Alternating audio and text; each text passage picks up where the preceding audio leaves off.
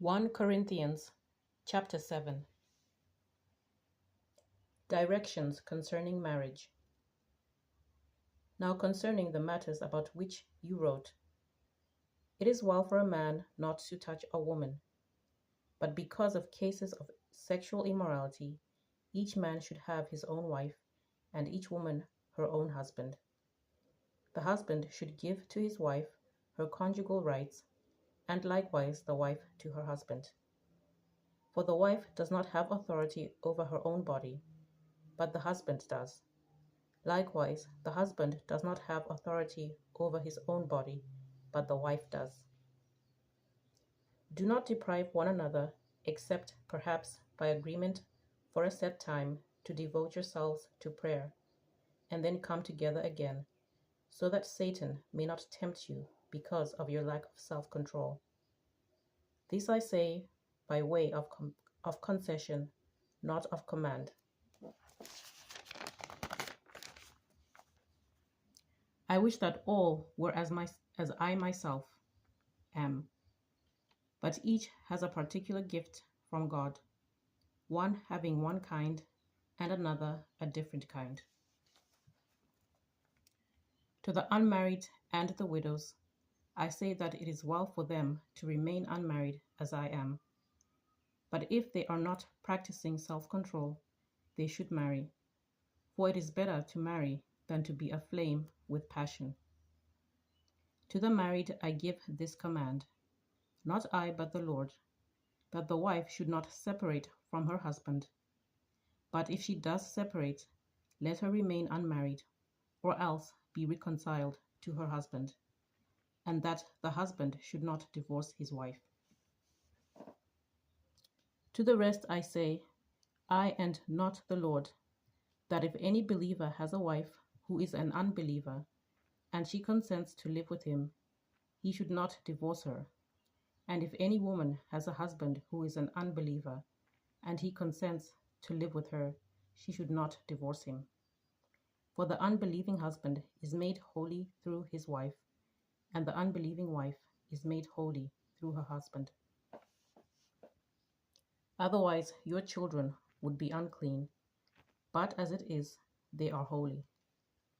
But if the unbelieving partner separates, let it be so. In such a case, the brother or sister is not bound. It is to peace that God has called you. Wife, for all you know, you might save your husband. Husband, for all you know, you might save your wife. The life that the Lord has assigned. However that may be, let each of you lead the life that the Lord has assigned, to which God called you. This is my rule in all the churches. Was anyone at the time of his call already circumcised? Let him not seek to remove the marks of circumcision. Was anyone at the time of his call uncircumcised? Let him not seek circumcision. Circumcision is nothing, and uncircumcision is nothing, but obeying the commandments of God is everything. Let each of you remain in the condition in which you were called. Were you a slave when called? Do not be concerned about it, even if you can gain your freedom. Make use of your present condition now more than ever. For whoever was called in the Lord as a slave is a freed person belonging to the Lord, just as whoever was free when called is a slave of Christ. You were bought with a price. Do not become slaves of human masters. In whatever condition you were called, brothers and sisters, there remain with God. The unmarried and the widows. Now concerning virgins, I have no command of the Lord, but I give my opinion as one who by the Lord's mercy is trustworthy. I think that in view of the impending crisis, it is well for you to remain as you are. Are you bound to a wife? Do not seek to be free. Are you free from a wife? Do not seek a wife. But if you marry, you do not sin, and if a virgin marries, she does not sin. Yet those who marry will experience distress in this life, and I would spare you that. I mean, brothers and sisters, the appointed time has grown short.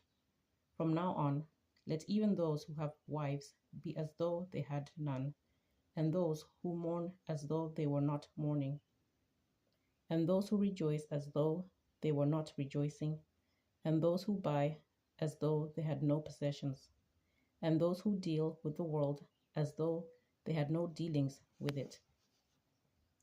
For the present form of this world is passing away. I want you to be free from anxieties. The unmarried man is anxious about the affairs of the Lord, how to please the Lord. The unmarried man is anxious about the affairs of the Lord, how to please the Lord. But the married man is anxious about the affairs of the world, how to please his wife, and his interests are divided.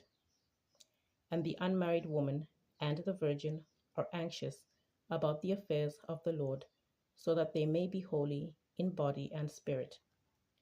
But the married woman is anxious about the affairs of the world, how to please her husband. I say this for your own benefit, not to put any restraint upon you, but to promote good order and unhindered devotion to the Lord. If anyone thinks that he is not behaving properly towards his fiancée, if his passions are strong, and so it has to be, let him marry as he wishes. It is no sin. Let them marry. But if someone stands firm in his resolve, being under no necessity, but having his own desire under control, and has determined in his own mind to keep her as his fiancée, he will do well. So then, he who marries his fiancée does well, and he who refrains from marriage will do better. A wife is bound as long as her husband lives. But if the husband dies, she is free to marry anyone she wishes, only in the Lord. But in my judgment, she is more blessed if she remains as she is, and I think that I too have the Spirit of God. Chapter 8. Food offered to idols. Now concerning food sacrificed to idols, we know that all of us possess knowledge. Knowledge puffs up, but love builds up. Anyone who claims to know something does not yet have the necessary knowledge, but anyone who loves God is known by him. Hence, as to the eating of food offered to idols, we know that no idol in the world really exists, and that there is no God but one. Indeed, even though there may be so-called gods in heaven or on earth, as in fact there are many gods and many lords, yet for us there is one God, the Father, from whom are all things and for whom we exist, and one Lord, Jesus Christ, through whom are all things and through whom we exist.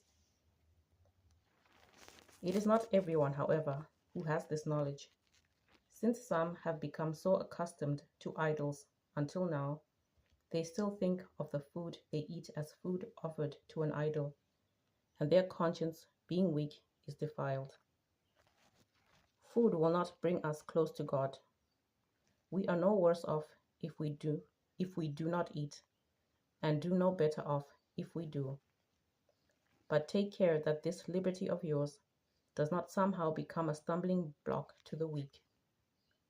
For if others see you, who possess knowledge, eating in the temple of an idol, might they not, since their conscience is weak, be encouraged to the point of eating food sacrificed to idols? So by your knowledge, those weak believers for whom Christ died are destroyed. But when you thus sin against members of your family and wound their conscience when it is weak, you sin against Christ.